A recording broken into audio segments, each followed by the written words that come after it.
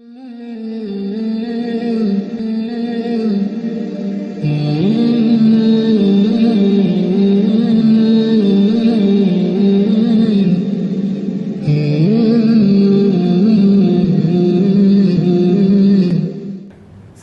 warahmatullahi wabarakatuh.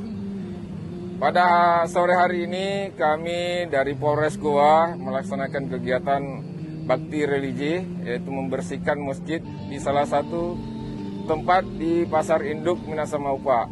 Dalam kegiatan ini saya mengucapkan banyak terima kasih kepada rekan-rekan dari Purnawirawan Polri, kemudian dari FKPM, kemudian dari komunitas Pasar Induk Minahasa-Maupa.